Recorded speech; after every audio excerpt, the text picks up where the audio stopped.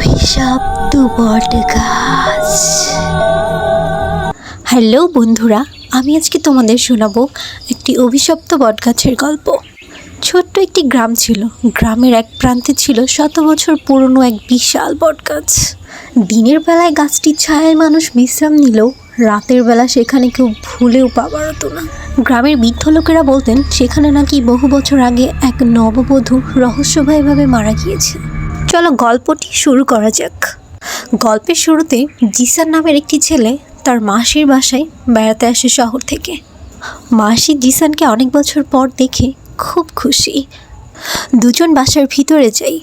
মাসি জিসানকে বাসায় নিয়েই খাবার খেতে দেয়, বলে খেয়ে নে বাবা। খাবার খাওয়ার পর মাসি জিজ্ঞাসা করে, বাবা তোর বাসার সবাই কেমন আছে? হ্যাঁ মাসি, সবাই ভালো আছে। আসার সময় দেখলাম গ্রামটা অনেক সুন্দর, আমি গ্রামটা ঘুরে দেখতে চাই। তুমি তাহলে থাকো, আমি গ্রামটা ঘুরে আসি। এটা বলার পর জিসান বের হয়ে যায় গ্রামটা ঘুরে দেখার জন্য। গ্রামটা ঘুরে দেখতে দেখতে কখন যে দুপুর থেকে সন্ধ্যা নেমে এসে জিসান বুঝতেও পারে না।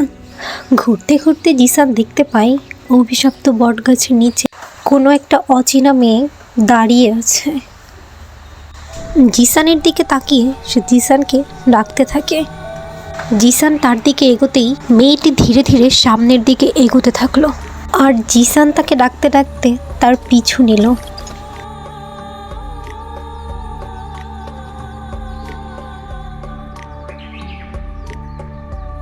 আস্তে আস্তে তারা কবরস্থানের পাশে চলে আসলো।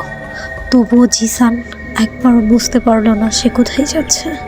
সে শুধু মেয়েটির পিছুই নিচ্ছিল। হঠাৎ জিসান পিছন থেকে ডেকে বলল, এই মেয়ে, কে তুমি? কোথায় যাচ্ছ? এত রাতে এখানে কি জন্য এসেছো? তোমার নাম কি বলো আমাকে। আমার দিকে তাকাও, কথা বলো। মেয়েটি জিসানের দিকে তাকাতেই জিসান ভয়ে কেঁপে উঠল। হঠাৎ সব কিছু স্তব্ধ হয়ে গেল।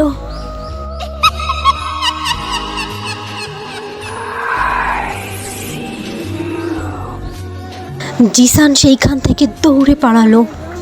অনেক জোরে ছুটতে লাগলো সে গ্রামের দিকে। গ্রামে আসতেই সে দৌড়ে তার পিসির ঘরে চলে গেল। ঘরে গিয়ে তার সাথে কি ঘটেছে সেই বিষয়গুলো পিসিকে খুলে বলতে লাগলো। পিসি বলল, তুই ভয় পাস না বাবা, কি ঘটেছে বিষয়টা আমি দেখছি, তুই এখন ঘুমো। এটা বলে পিসি সেইখান থেকে চলে গেল। আর জিসান শুয়ে শুয়ে ভাবতে লাগলো তার সাথে এটা কি ঘটলো। পরদিন সকালে তার পিসি একটা তান্ত্রিককে নিয়ে বাড়িতে এলো।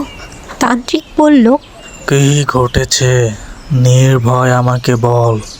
তারপর জিসান সব কিছু খুলে বলার পর তান্ত্রিককে নিয়ে জিসান রওনা হয় বটগাছের ওই দিকে। বটগাছের ওইখানে গিয়ে তান্ত্রিক মন্ত্র পাঠ করতে লাগে আর পেতনিকে ডাকতে লাগে। চিন টবাক ডমডম, চিন টবাক ডমডম। এই কে আছিস? সামনে আয়, তাড়াতাড়ি তাড়াতাড়ি সামনে আয়। তার তন্ত্রমন্ত্র শুনে তারপর পেতনি বটগাছ থেকে, এই কে তুই? কি করিস এখানে? তোর নাম কি? পেতনি হাসতে থাকে।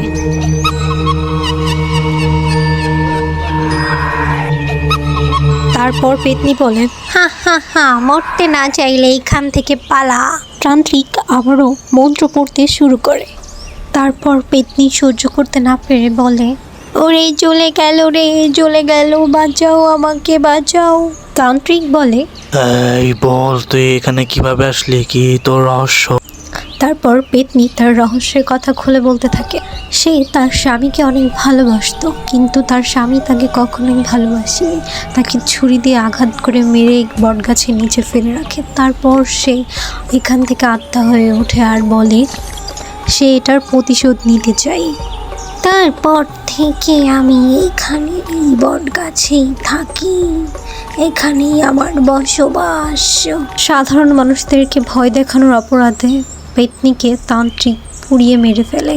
তারপর থেকে বাঁচাও আমাকে বাঁচাও, বাঁচাও আমাকে বাঁচাও।